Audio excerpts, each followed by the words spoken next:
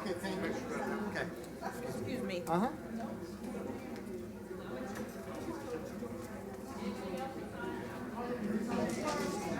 Okay, if everyone could join us on the dais so we can get started.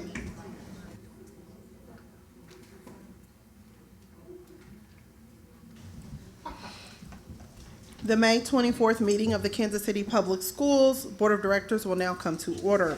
The secretary will call the roll. Miss Manser, Here. Miss Wolfsey, Miss Lewis. Here. Mr. Oates, Present. Mr. Fierro. Here. Mr. Evans. Here. Mrs. Morris, Here. Dr. Hartsfield, and Miss Robinson. Here. There is a quorum present. It will now be in order to receive a motion to approve the agenda for this evening's meeting. Second. This will be a roll call vote. The secretary will call the roll. Miss Manser, Yes. Miss Lewis, Yes. Mr. Oates, Yes. Miss Wolfsey. Mr. Fierro, Yes. Mr. Evans. Yes. Mrs. Morris, Yes. Miss Robinson, Yes. and Dr. Hartsfield. There is a majority in favor and the agenda is approved. We have 10 persons who have indicated that they wish to address the board this evening. Public comments are limited to 3 minutes per person. We do have a full list of those who wish to address the board, so please keep your comments to 3 minutes. The chair now recognizes Tom Love to talk about 4 early interventions. Mr. Love.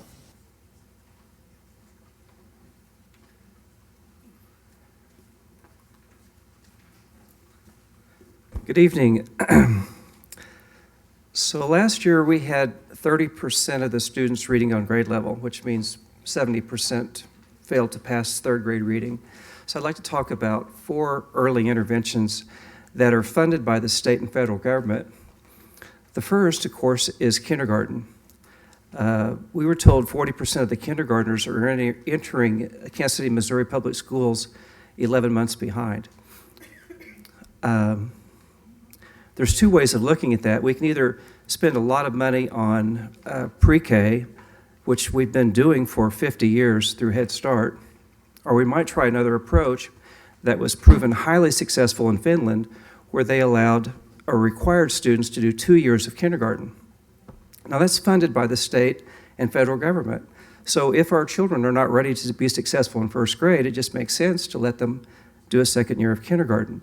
Now the board may need to write up a policy, a 1-sentence policy that would say simply, the school district shall place a 6-year-old in the correct curriculum, which may either be K2 or advanced kindergarten or first grade. It's that simple. The second early intervention I recommend is what's taking place in the highly successful districts, and that is where there's tutoring, and tutoring is the most effective method of closing the gap. Now, of course, if you close the gap in kindergarten, we want to keep it closed. And so with the literacy labs, that's what they do. They keep the gap closed, and they bring all the students up to grade level. The reading specialist works on the bottom third of the class, typically every day. They can cover 1/3 of all kindergarten, first, and second graders throughout the district. If we had 25 literacy labs, 10 children per class per hour for 6 hours, that's 60 times 25 schools. That's 1/3 of all the K through second graders getting tutoring every day. That's what's taking place in the successful districts, also taking place in Finland. They just copied what we do. They went to #1 in the world. We can too, we can be there. And we have the money to do it. Am I off? Okay, so the third intervention that we have funded by the state of Missouri is K through third after school tutoring for all students. Special funding, we haven't made use of that. And anyone after those grades can get after school tutoring funded by the state, which maybe 70% of our students need that, but it's funded by the state through average daily attendance. The fourth intervention is summer school, which we're doing a great job with so far. I mean, initially we only had like 1,500 students going to summer school. Now we're up to like 7,500. But that's what we need to do. If we make use of these early interventions, I'm sure we can pass the statewide average of 60% on grade level. That's not going to be difficult. We've got summer school, we've got in-school tutoring, we've got after-school tutoring available. We even have summer school before you start kindergarten. Thank you, Mr. Love. All right, thank you. Next, we have Carlos Martinez to talk about KCPS work visas. Welcome, Mr. Martinez. Thank you. Good evening. My name is Carlos Martinez. I am currently a Spanish teacher at East High School and Foreign Language Academy. Thank you for allowing me to speak before you today. I am here to ask from Human Resources in written form a letter of support for the extension of my J1 visa. I have been here in the district for 3 years. As a foreigner, I was required to take many credit hours to teach in Missouri. DESI designed a plan of 32 credit hours that I completed within 2 years, investing all of my financial resources, although I have a family of 4. I am now fully certified in Spanish. I was thrilled to have received a contract for the upcoming school year. Right then, I emailed Ms. Brenda Cyrus notifying her that my visa was to expire, but that it could be renewed. She's always been so supportive in previous occasions, but I did not get a response this time. I contacted Ms. Regina Ferguson hoping that perhaps I would get some feedback. I was told that the attorney for the district, Mr. Anthony Weigel, would contact me. He did and asked for a series of documents. Then there was silence. I tried to contact Mr. Weigel several times. I was stuck. He later responded and informed me that KCPS was not going to upgrade to an H-1B visa. Then I asked for the district for an extension of my J-1 visa. Through a fellow teacher, we contacted Ms. Patty Mazur, with whom we shared my particular situation. I believe it was shared with Dr. Bedell as well. I forwarded all my emails I sent to HR. This Sunday, I emailed Ms. Jennifer Collier to make her aware of my case, hoping to get some input. In yesterday's email, she assured me that she was going to look into my situation.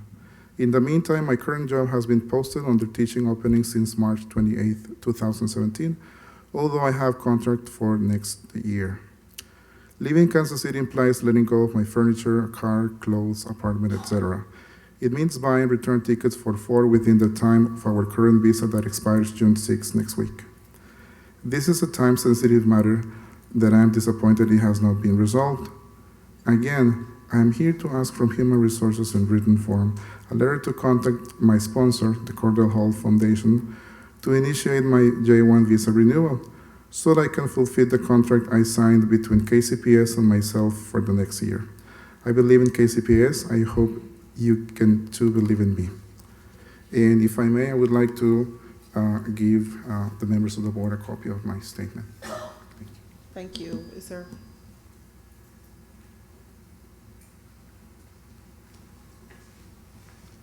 Thank you, Mr. Martinez. Next, we have Percy Smith to discuss trauma-sensitive schools. Welcome, Mr. Smith.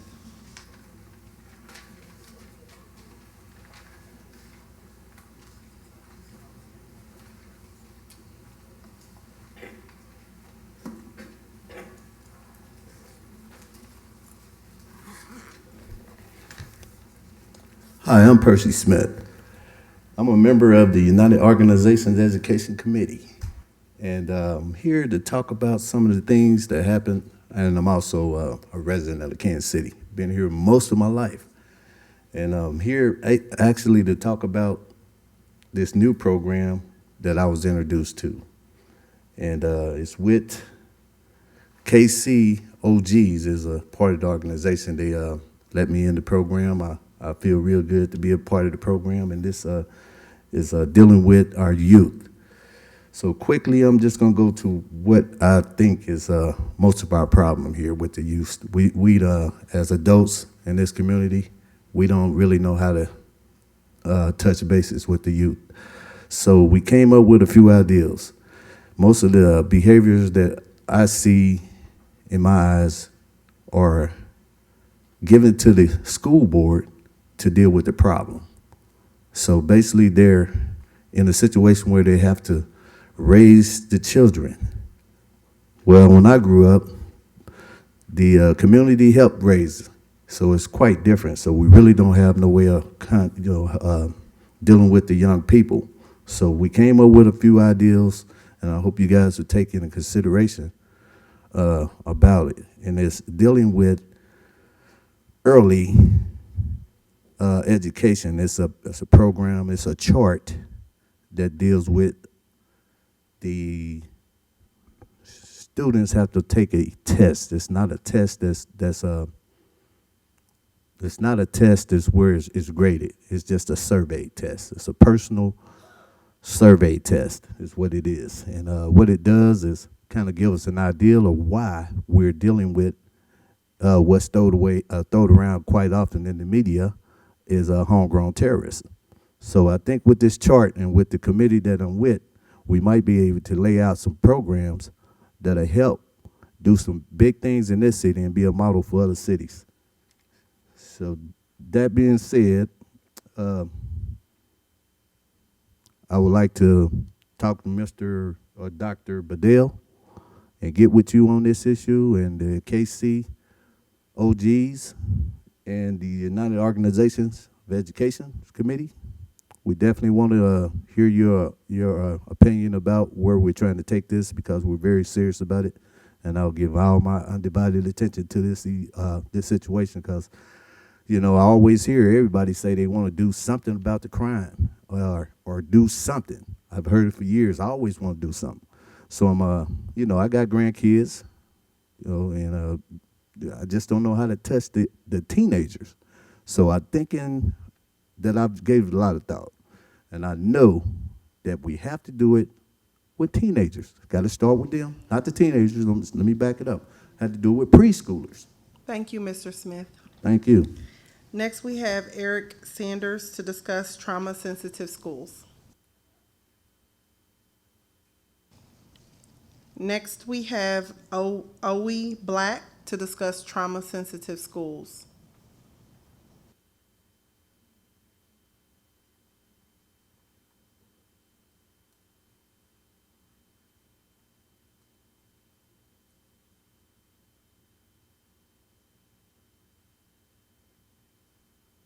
Welcome, Ms. Black. Thank you. Ms. O, parent, community member, and servant. And just here to speak on the traumatized, sensitive schools. I had pulled up, I'm a parent too, have kids in the district. And, I'm nervous. I'm not a public speaker, but on the trauma-sensitive schools thing, I pulled up some videos, and what I understand, my understanding of what a trauma-sensitive school is basically what I understood from it was that it was just culturally sensitive. That they, the teachers who spend 8 to 10 hours with my student every day, more time than I do, have an understanding of their culture and who they are. They don't look at them from what they understand about the news or what they think they know about them, but they understand them. So I think that every school should be a trauma-sensitive school, not in a certain particular area, not if you're having more trauma than the other, but every single school should be a trauma-sensitive school. Do we have trauma-sensitive schools in the country? All over the country. Just a few minutes away from me, kids have trauma-sensitive schools. That means that they go into their schools and the people who are there waiting on them and spending 8 to 10 hours a day with them have an understanding of them, not just education and what they need to know, but who they are, where they come from, their culture. And so, like the man was saying earlier, that there's been so many people in charge of Black culture that we're so far off and so far from our children that we need the help of the people who have our children, which is the school board, Mr. Bedell. We need to be able to reach our children. And I'm here with the community who has been, like the man that just spoke, talked about him trying to reach out to y'all to help. Mr. Bedell asked us for our help. We're here. And I would like to say in my closing is that one of the biggest traumas that we suffer and that our children suffer, and that won't end, is the lack of people who understand them when they walk into their school building every day. Just understand their demeanor, just how they are, the way that they will respond to a word different than another culture. It could just be one word, and you think of it way different than I would. So you understand my son saying it way different than I would. That's trauma. When I have to go into a school and I have to succeed through this for 8 to 10 years or whatever, and the people that I go into this really does not understand me to begin with, that's trauma. So again, we're reaching out to you all. We're trying to help our kids. And that's one of the common denominators in the community and inside the schools and homes and everything, is that we haven't been able to do our part. We have been pushed over by everybody who say they coming to help. And they get the money and they go on about their business. So now we're asking to be involved in this trauma sensitive. We are experts on it. We are products of it. Thank you, Ms. O. Next, we have Ariana Kirch to discuss trauma-sensitive schools. Welcome, Ms. Kirch.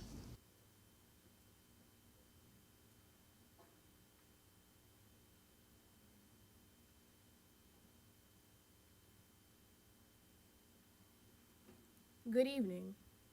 Oh, can you hear me? Hello? Good evening. My name is Ariana Kirsch. I'm a recent graduate of Missouri Options, and I'm very passionate and outgoing and serious about this type of stuff. Not only that, I'm also a member of Moore Square. When I first learned about trauma-sensitive schools, I was like, sure, why not? Because, this is actually something that's really interesting, something that we should actually take up, and here's why. I think it's a great program because it helps urban kids with trauma in the environment and at school. And it also for kids with problems such as home life, school life, and behavior management. It provides students with proper teachers that are passionate and knowledgeable of the subject matter, teachers who are culturally responsible as well. It prepares the youth for life and careers, not just jobs. It helps with behavior issues without excessive or unnecessary punishment. And what I mean by that is, I actually have an example. The other day, my brother, he got into a fight. But the thing is, he was defending himself, and he's only 13 years old. He got pepper sprayed because of the fight, and that is unnecessary and an excessive punishment. And the conditions that should be addressed is that when it comes to learning, teachers aren't attentive to learning styles. Not every single student is the same at all. We all have different ways that we approach certain things and actually learn. So we're not being attentive to learning styles. Students aren't learning, and they're shutting down and not really actually taking up what they should be taking up in school. And another thing is, the classroom is still the same as it was 120 to 150 years ago. The whole world is changing. People are changing, and so are our kids. So are we. So why is it that the classrooms are still the same? We're being still taught the same way, same style, when everything else around us is changing. Everything is upgraded but the classroom. So that's another problem. You guys really need to change the way that you actually run the school and the classrooms and your teaching methods as well. And I would actually like to close what I'm saying with two quotes. First one being from Bill Gates. Why are we making our students use textbooks that are 3 inches thick when they are never able to complete them in a semester? Everything needed can be placed in a 1-inch textbook. In a 1-inch textbook, we make instructions more complicated than necessary. And another quote that I have is actually from the American Psychology Association .org. Teens report that their stress level during the school year far exceeds what they believe to be healthy. 5.8 versus 3.9 on the 10-point scale. And tops adults' average reported stress levels, 5.8 for teens and versus 5.1 for adults. Even during the summer between August 3rd and August 31st, 2013, when interviewing took place, teens reported their stress during the past month at levels higher than what they believe is healthy, 4.6 versus 3.9 on the 10-point scale. Many teens also report feeling overwhelmed, 30%, and depressed or sad, 30% as a result of stress. More than 1/3 of teens report fatigue or feeling tired, 36%, and nearly 1/4 of teens, 23%, report skipping a meal due to stress. Thank you, Ms. Kirch. Thank you. Thank you. Next, we have Jaquette Roddy Yes, to talk about trauma-sensitive schools. Welcome, Ms. Roddy. thank you very much. Hello, my name is Jaquetta Roddy, and I attend the Missouri Options Program as well.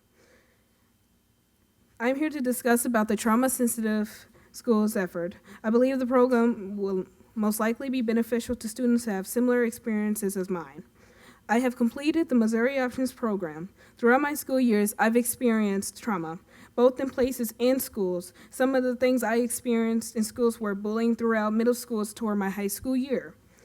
Mobility, constant moving through schools closing, being remodeled, or school buildings being moved to different locations, as well as being created into different types of buildings. I also went through unresponsive and lack of understanding teachers that could not relate to the situations that I was going through. I have seen undercooked food and unchecked school meals, such as mold, bugs, and maggots. All students are not too traumatized that we cannot learn and achieve. It's that all of us do not respond to traditional education K through 12. That is why the Missouri Option Program is a good, but it causes drama. These are the traumatizing aspects of the program which need to be addressed. What causes trauma? Students looking for a voice or wanting to be heard. Labeling age, race, orientation, and sex. Students who are misdiagnosed and placed in the wrong programs. Teachers and students lack the proper equipment for their educational purposes. The lack of discussion about traumatizing events. I would also like to furthermore discuss the constant issues that me and my friend Ariana goes through. Not just us, a lot of students. Missouri Options, we are not an alternative school. We are a different program, and we are tired and seen as the lowest Kansas City Public School District, and we want change. We are not the same as what we're put with, and that is Success Academy. We would like to know if there's any possible way that we can be different from the situations that we've been going through. We lack the criteria for our teachers. Our teachers do so much for us, and we cannot gain that respect because we're just seen as just students. We're not just students. We want to have a voice. We want to be heard and seen. Otherwise, we would not be here today talking to you. Thank you, Ms. Roddy. You're welcome. Oh yeah, one last point. We would also like to speak with you, Dr. Bedell, about more of this stuff. Thank you. Next, the chair now recognizes our final speaker for the evening, Christopher Donahue, to speak about trauma-sensitive schools.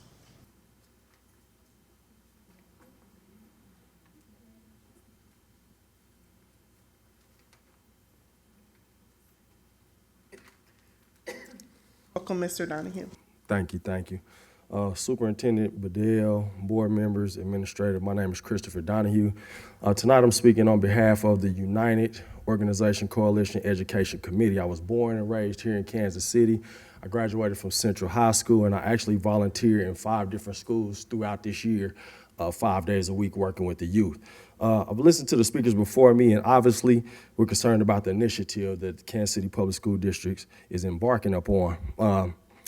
Kansas City Public School Districts have embarked on many expensive initiatives over the years, and to me, the urban core schools are getting worse and worse and worse with each initiative. These initiatives seem to me to be kind of an experiment based on the trends that's going on right now in the educational industry.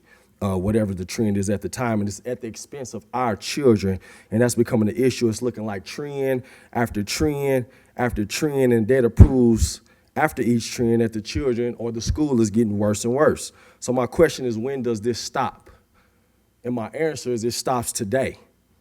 it stops today. Please understand, we support each and every one of you guys here because you got a great responsibility on your hands, and we support each and every one of you. And moving forward with this trauma school sensitive initiative, but we want to be a part of it every step of the way from day one, moving forward, all the initiatives that are concerning our children, we need to be a part of it.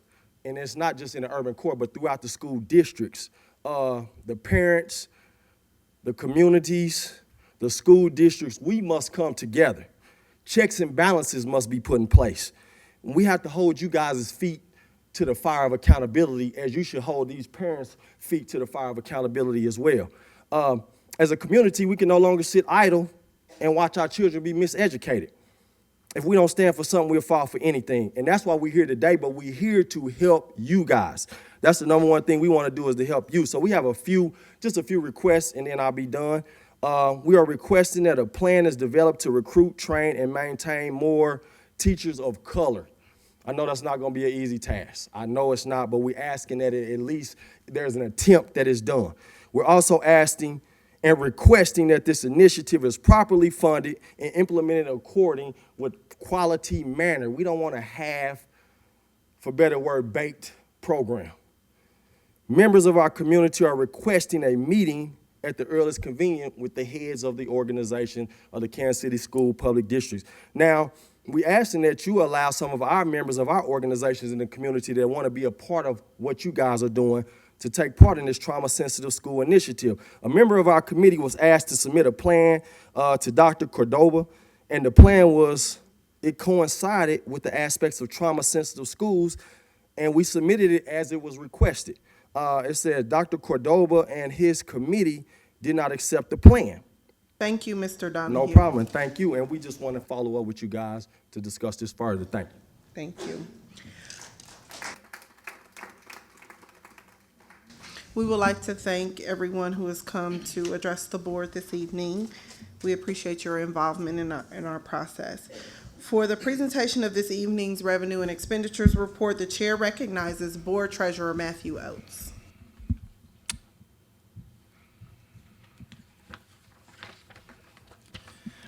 Thank you, Madam Chair. So today's board expenditure report will be for through April 30th of this fiscal year. So that would give us 2 months remaining in it, so almost through this fiscal year. Looking at the first slide, we have a revenue on top, expenditures on bottom. Our local revenue sources are trending about the same. We're at about 96% of what we've expected through the year versus 93% last year.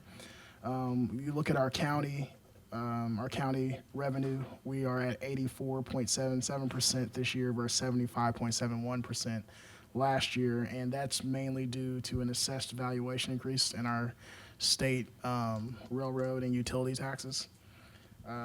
Next down, looking at our state sources, we are at almost 71% for this year versus almost 77% last year. And finally, looking at our federal sources, we're trending about the same at almost 75% this year versus 79% last year. And so when we're looking at our total revenue year to date, we are at $215.6 million this year versus $214.2 last year. And so that trend's about the same as expected. So 90% this year versus 89% last year. Looking at our looking down into our expenditures, our first line item is our administration line. And so this year, so far, we are at 87.6% for this year versus 68.4% last year.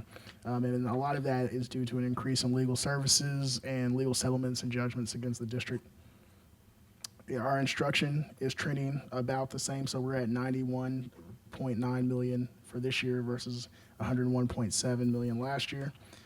Our support services, again, are about the same, with our year-to-date spending being about 70.76% this year versus 70.97% last year. Our plant services are trending about the same, 81% this year versus 77.5% last year. And then Our pupil transportation also trending about the same, 65.7 this year versus 73.5 last year, year to date.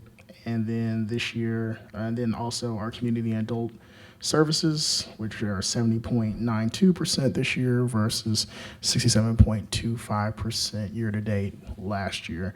Looking at our final line here is our debt services. As you can see, this year we have spent $7.4 million, which is about 89% of what we were expecting this year versus last year where we spent about 4.6 million, and that was compared to 61% of the year-to-date budget. And that's due to this is our first year of that obligation bond, the 53 million that we had for this year. So on top of the energy performance contract, we now are seeing payments to those bonds. Finally, looking at our final line, our total expenditures, we're at 172 million for this year versus 180 million last year, and so we're still right about on track at 72% versus 75% last year, so we're still right on track there. Looking at the previous information, but in pie graph form, you see that all of our local, a majority of our revenue comes from our local services. And if we look at the next slide, gives you a good visual on how those funds are divvied up with a close attention to our direct classroom and other instruction being a majority of where this district spends its resources. So this is our fiscal year 2016-2017 through April. The blue line is our revenues and our expenditures are the red line. And as you may recall, it's always good to have our blue well above the red. So right now, that gap represents about, $43 million. And I would expect over the next 2 months, you'll see that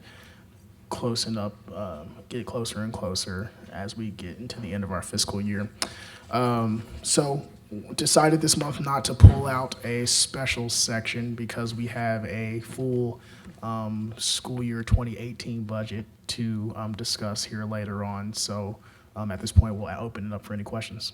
Thank you, Mr. Oates. Are there any questions for the treasurer? Board Member Manser.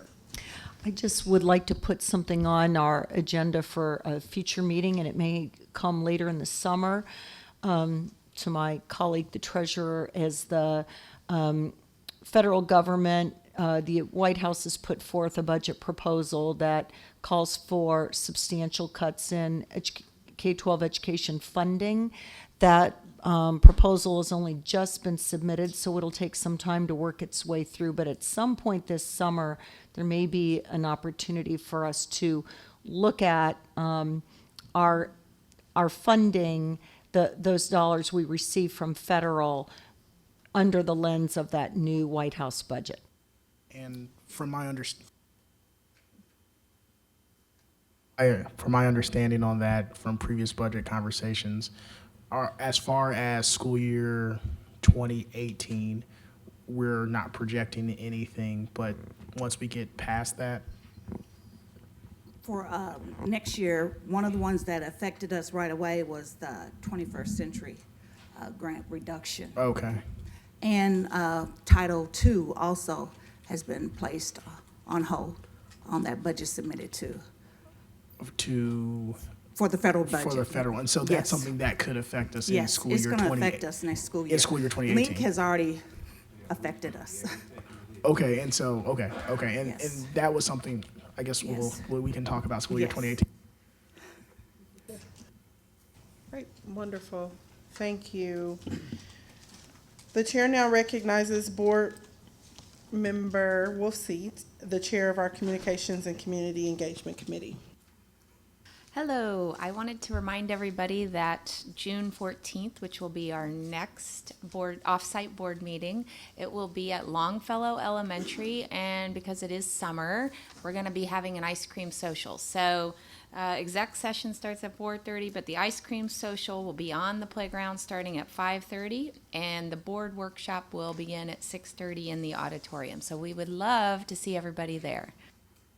Thank you. The chair now recognizes Board Member John Fierro, the chair of our Governmental Relations Committee, to give a report. Thank you, Madam Chair. I'm pleased to share that one of our legislative priorities that this board was approved by the Missouri legislator, and that was Senate Bill 93, which sought to change the terms of our Office of Directors. Just a little bit of a history. A few years ago, there was some Senate legislation that had passed that would have required in 2019 the entire Board of Directors to be reelected and serve the same term. And so what we were working towards was to get a staggered approach. And so that has been approved this past assembly. One, it should be noted that in 2019, the Board of Directors for the Kansas City Public Schools will move from 9 members to 7 members. And within that makeup, 2 will be at large and 5 will be serving sub-districts. So in the bill that was presented, we now have staggered terms, and we won't have to be concerned with complete overhaul of board members. Thank you so much for your leadership and the work of your committee in getting that passed. The next item of business is a report of the superintendent. The chair recognizes our superintendent, Dr. Bedell. Thank you, Madam Chair. And before we conduct our communication and community engagement video, I did want to share with the community that we just recently completed our commencements, and this year we took a different approach to the experience that we wanted to provide for our students. All commencements were held at UMKC for our students who graduated last week, and it was a wonderful venue. The support that we saw from the families and community members, UMKC working with us to accommodate our needs. The commencements were seamless, roughly about an hour on average for the majority of our commencements, and the experience was a rich one, and we do look forward to replicating this experience next year. One of the things I said as superintendent was I wanted to make sure that all of our students receive an equitable experience, and this ensured that that did take place for our students. So I do want to really commend our students and our staff members for putting that together and allowing for it to operate seamlessly. At this time, we would like to present to the community and to the board our video highlight on our communication and community engagement and some of the adjustments and changes that we've made this year.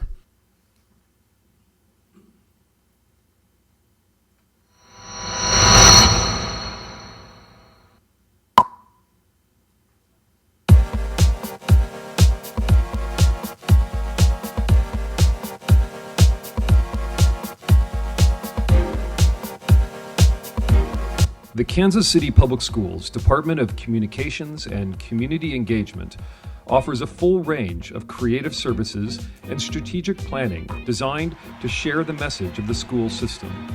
We work to communicate the mission and goals of the district as it seeks to raise the academic achievement of each student.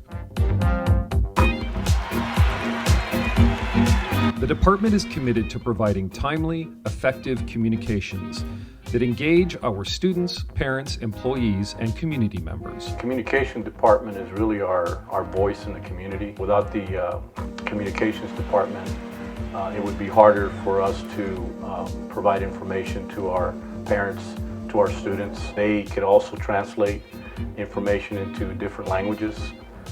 So that really, in a nutshell, takes the work off of us in terms of knocking on every door and trying to pass out the flyers. So the communication department is really a blessing in disguise. We are student-centered, innovative, focused on equity, authentic, and solution-minded. Thanks to Dr. Bedell and the school board's commitment to and investment in communications and community engagement, KCPS has a team of high-quality professionals who are equipped to accomplish the department's mission. One of the areas of focus from the Board of Education, the community, and also our faculty and staff was the need for the district to improve on its communication. And one of the things that I'm extremely proud to say is that we have improved in that area. Some examples would be the establishment of our podcast. We have revamped our website. We are now a presence on Twitter, Facebook, and some of the various social media outlets. And most importantly, I feel that our communication department has done a phenomenal job of controlling our narrative. Together, the KCPS Communications and Community Engagement team represents well more than 100 years of combined professional experience. Each member is fully committed to the core mission, vision, and values of Kansas City Public Schools. The Department of Communications and Community Engagement has a role in almost everything that happens in Kansas City Public Schools. The department serves several important functions for the school system. We ensure that every member of Team KCPS receives and has access to the information needed to succeed as employees. We deliver important messages to students, parents, volunteers, partners, and other community stakeholders. We support, design, coordinate, and create content for all of our many websites. We gather, craft, and broadcast the latest updates about the school system. We coordinate and execute events for the school system, departments, schools, programs, and partners. We use communication tools to support instructional programs and departments. We make sure the news media is aware of all the great things happening in our schools and handle requests from reporters. The department uses a full slate of tools and techniques to provide these services, including e-blasts, robocalls, text messages, website posts, social media, press releases, press conferences, major events and showcases, print media, and both paid and earned advertising. These basic services are almost always intertwined. Communications and community engagement is an ecosystem. An important event may require an e-blast for staff, a letter for students and parents, an advisory for the news media, talking points for leadership, and website and social media updates. One of the most important jobs of the department is to ensure that each part works together effectively and efficiently so that our students, staff, parents, partners, and neighbors get the right information at the right time with the right media.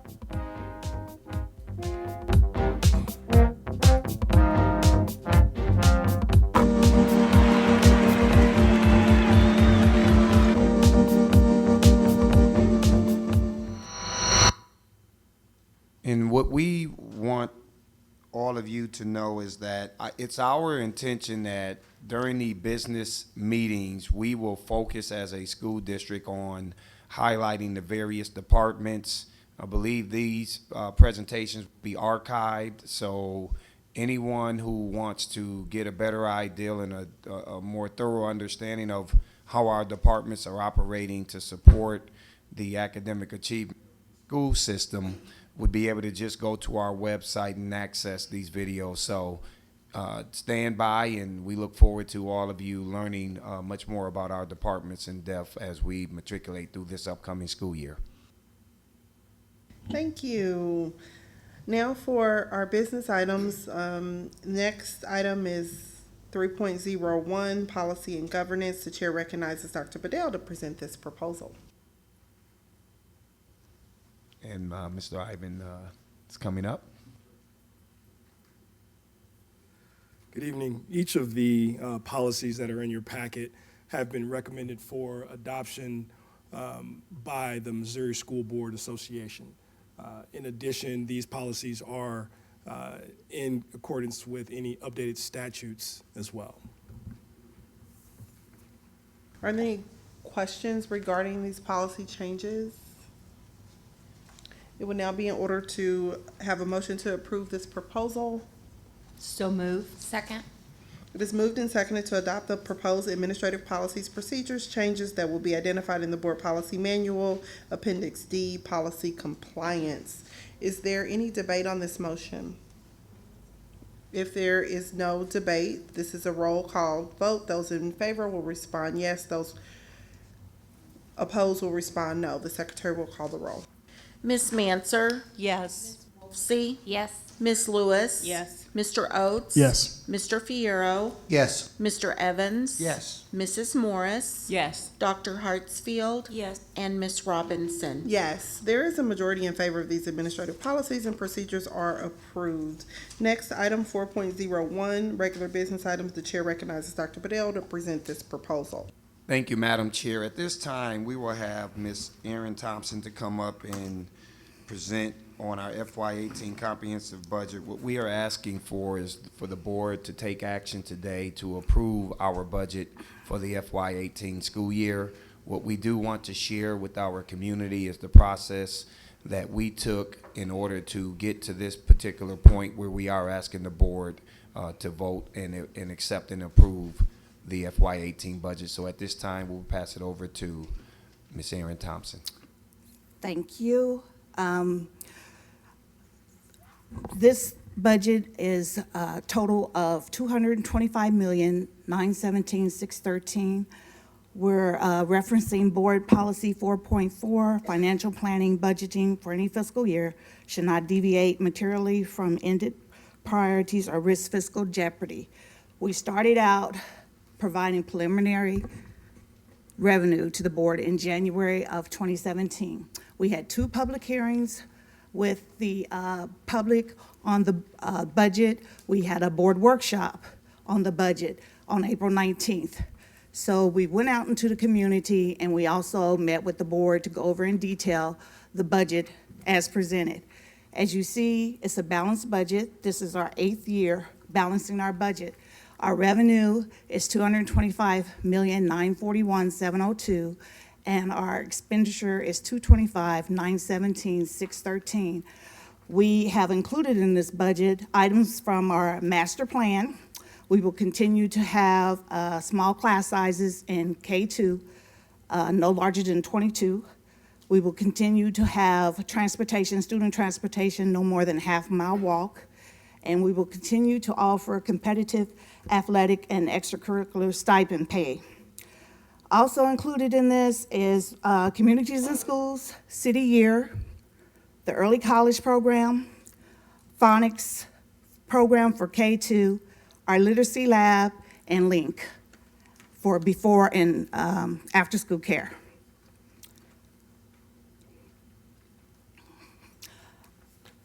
This slide goes over how we break down our budget. We have an operating budget, which is the main part of our budget. Majority of our budget is the operating budget. We're projecting $188,041,143.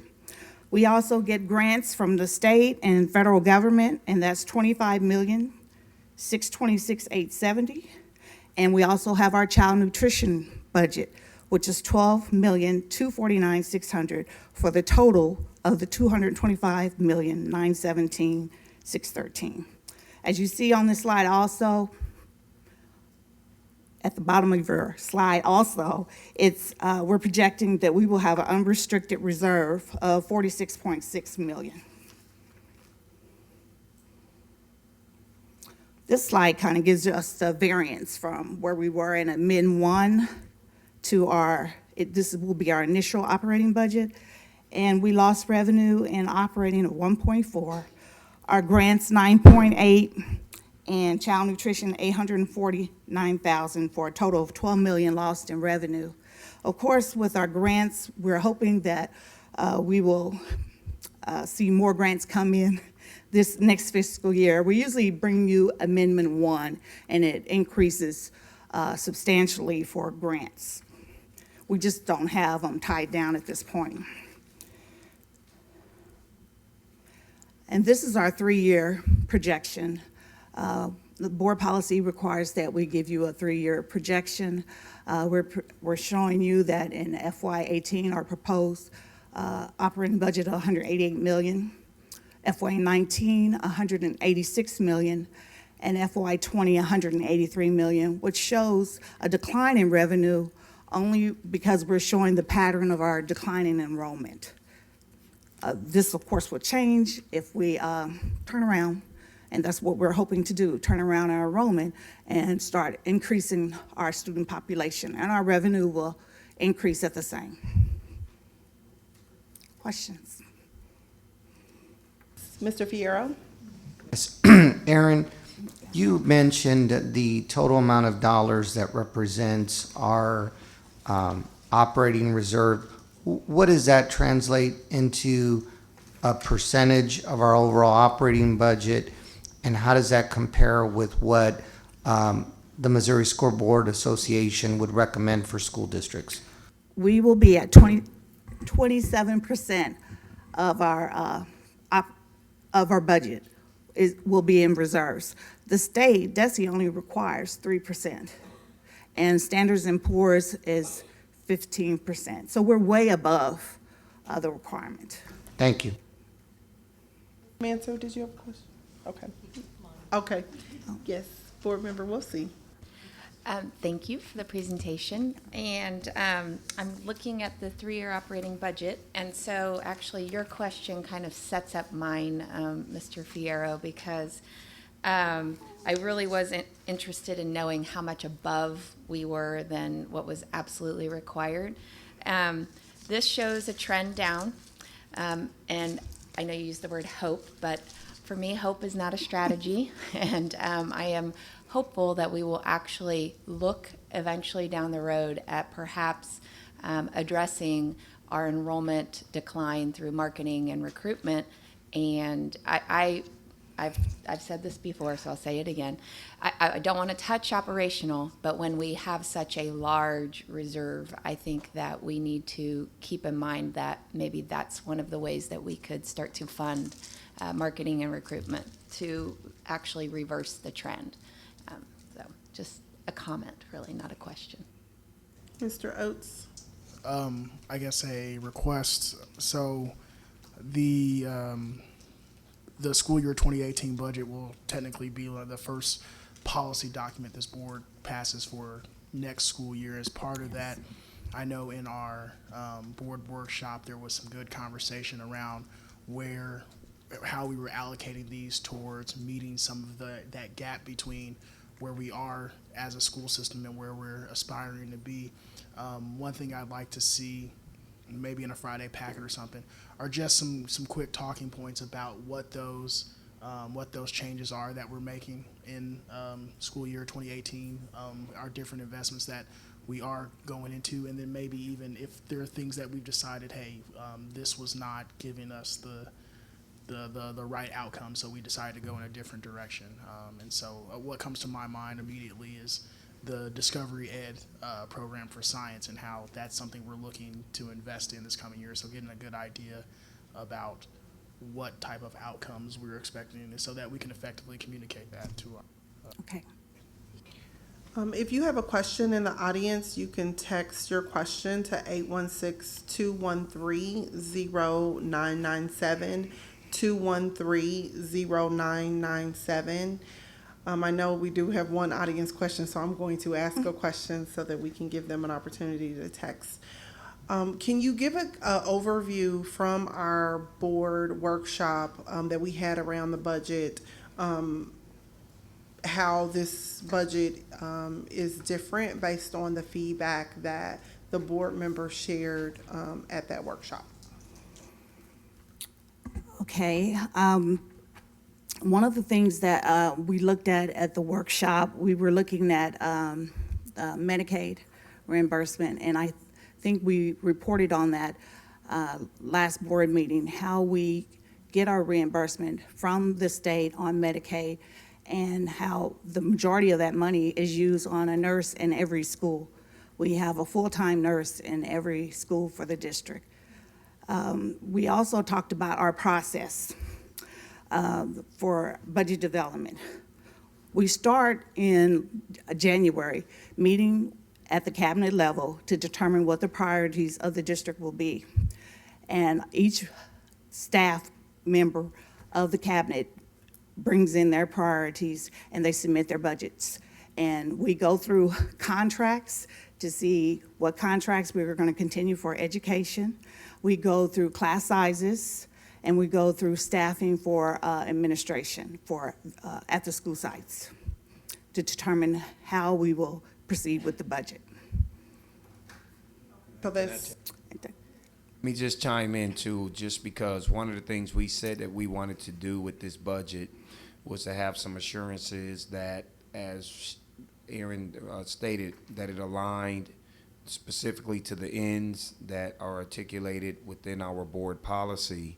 And we also know that the direction that this district is heading in, you 100% want to make sure that the initiatives that you're looking to target with the funding, that we can eventually measure whether we're getting some type of academic return on those investments. It's part of the reason why we are in the process. We actually will interview tomorrow a chief research and accountability officer who will be able to then help us evaluate these major programs that we're spending money on. City Year, Lead to Read? Literacy Lab. Literacy Lab, and there's some other major programs, but we're going to have a department that's going to help us to have that accountability to the community and to the board, and so we have some very strong candidates that we're looking at right now. with that, because we know you kind of alluded to some of the strategic initiatives, which, thinking about the strategic plan and thinking about how we're adjusting for our master plan. During the amendment process, when you talked about those dates when we come back to do an amendment, given that we haven't approved our strategic plan, is that an appropriate time for us to right size it based on our decisions with strategic planning? Yes, that was our plan. Whatever initiatives come through, whatever strategic plan comes out in the strategic plan on early learning, on the whole child, we will include that in Amendment 1 of the budget. Okay, great. Are there any other, Mr. Evans? Thanks for the report. Ms. Thompson, you've been around for quite a while, okay? Yes. And I think when I look around the room, I think you and I may be the two that have sustained itself over time. We've seen the budget when it was way, way up, okay? Yes. And to see it come down to 120 million it is? 225 million. 200 million? Mm-hmm. Okay, we remember when it was up in the threes. Okay, I'm kind of concerned about, again, our numbers, as I've always mentioned. And Dr. Bedell, and I hope that the video will be a push to explain to the community some of the good things that's taking place in our district. And I'm also hoping that that will spur growth, because the community needs to know what's been happening as far as the district is concerned. I think when you reflect back, we've taken a lot of hits over the years. And when I go out in the community, I don't hear that much anymore. I hear what's happening, and I hear some very positive things about what you're doing as a superintendent. That's always good to hear. So we need to continue to let the community know what's happening, and we also need to pay attention and listen to the concerns that we heard tonight about what's happening or what's not happening in our district. So, Aaron, let's hope that this trend will turn itself around in the near future, because we need numbers very badly. Yes, we do. It would now be in order to have a motion to approve this proposal. I move, Madam Chair, that we approve the fiscal year 18 comprehensive budget, item 4.01017S005-204. Second. It is moved and seconded to approve the 2018 comprehensive budget with the totals as indicated in the printed agenda, and to approve the authorization of the merchants and manufacturing tax revenue in the operating capital projects fund for debt service payments. Is there any debate on the motion? This is a roll call vote. Those in favor will respond yes. Those opposed will respond no. The secretary will call the roll. Ms. Manser, Yes. Ms. Wolfsey, Yes. Ms. Lewis, Yes. Mr. Oates, Yes. Mr. Fierro, Yes. Mr. Evans? Yes. Mrs. Morris? Yes. Dr. Hartsfield? Yes. And Ms. Robinson? Yes, there is a majority in favor, and the budget and the merchants and manufacturing tax revenue are approved. The chair now recognizes Dr. Badell to present item number 3.02. Thank you, Madam Chair. At this time, the administration is asking that the board publicly approve the summer school budget for 2017 in the amount of $8,480,000 and $80,013. We also, before the board votes, want to share with the community that our summer school offerings are located online at kcpublicschools.org/summer, and it will include all of the sites and who the partners are. All of that is available. We also conducted, I believe for the first time this summer, online enrollment for summer school. So we've made it much more convenient for people who want to access the technology to enroll their children in our summer school offerings. They are free, and we are looking to have a high amount of students enrolled and attending on a daily basis so that we can reduce the summer regression that often occurs when students are off for a couple of months. Are there any questions regarding the 2017 summer school program and budget projections? Yes, Board Member Mansell. Dr. Badell, I know that we have a variety of options, and as you said, they are offered free. What percentage of the cost of offering summer school is covered through state reimbursement through our state weighted average daily attendance, approximate cost? All right, so I don't know that answer because I'm going into my first summer, so we'll have our expert come up to share that. Let's see how I can put this. We're not covered. The state doesn't reimburse fully the summer school programs. We operate the summer school programs so we can lose less of revenue in our budget, because if we don't operate a summer school program, the charter schools will. So if I follow then, we're not receiving any reimbursement during the summer, not even a small percentage. We get a small percentage, and I'll say it's about 40%. Okay. So in other words, I guess it's important for us all to know and understand that the district is really investing significantly in summer school learning opportunities, enrichment, a whole array of experiences, and we're carrying that cost because we believe there's a benefit to be had for the children we serve in the community. That's correct. It's budgeted in our operating budget. Any other questions? All right. It will now be in order to have a motion to approve this proposal.